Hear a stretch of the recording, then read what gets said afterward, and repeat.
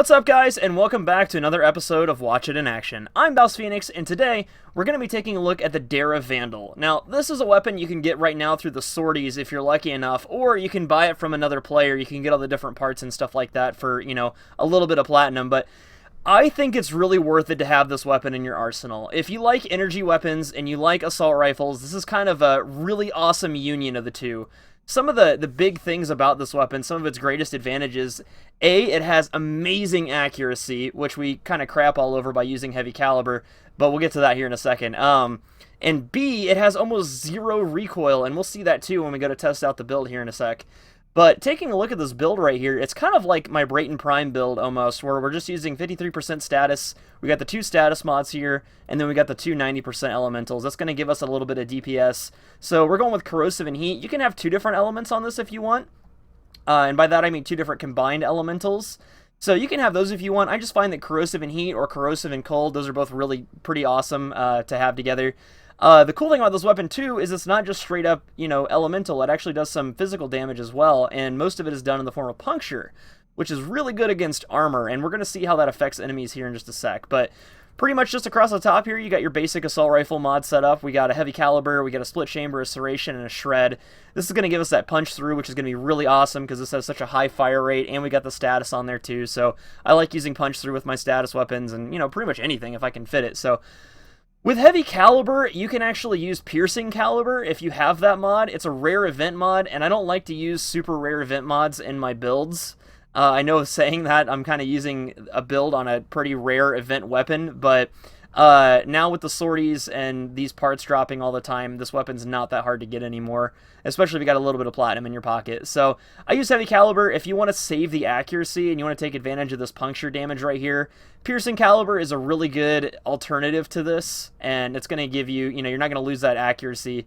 But essentially, let's check out the build here real quick, and I'll show you how it works. And I want you guys to pay attention to a couple things real quick. So I'm just going to fire the weapon so you guys can see how it kind of works, and you notice that there's no recoil whatsoever.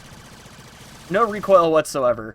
And I want you to see exactly how accurate this weapon is without heavy caliber. So, like I said, I'm not going to include like piercing caliber or any of those expensive event mods or anything like that, but I do want you to know that they're definitely a viable choice. So you can see that this is extremely accurate. Very, very, very accurate, up to a point. I mean, there's no recoil, so you're not going to have any trouble, controlling this weapon, anything like that. And then, the other thing, too, you need to watch out for is this weapon actually has travel time. See how the projectiles are slightly behind my cursor here?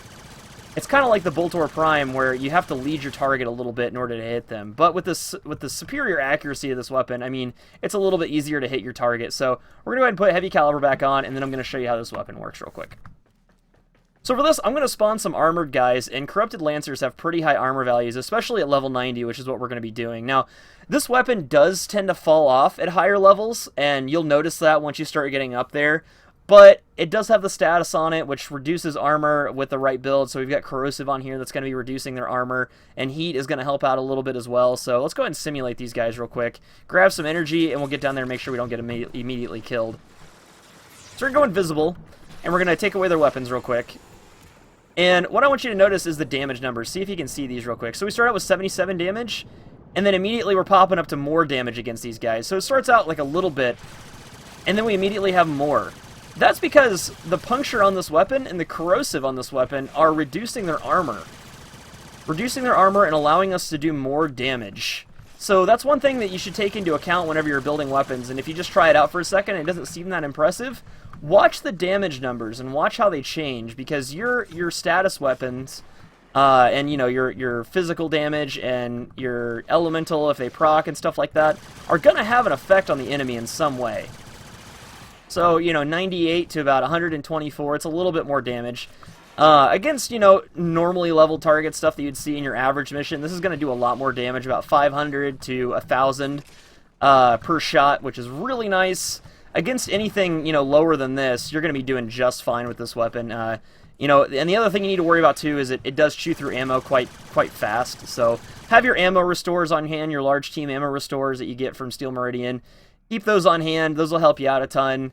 You know, get some of that lost ammo back, keep you in the fight, etc. So that's pretty much the Dera Vandal. And one last thing, you'll notice that mine doesn't look like a Dera Vandal. That's because I'm using the shot camo skin. So if you don't like the skin that the Dera Vandal comes with, and you can't actually change the colors on them, you can actually use the shot camo skin, and there's a pack for that in the market for, you know, some amount of platinum. But grab that, put it on here, and you can change the color scheme to pretty much anything you want. So that being said, guys, that's pretty much this video. I hope you guys learned something about the Dera that you maybe didn't know beforehand, and I really appreciate your continued support in watching these videos. You guys are awesome. Thank you so much, and I'll see you at the next one.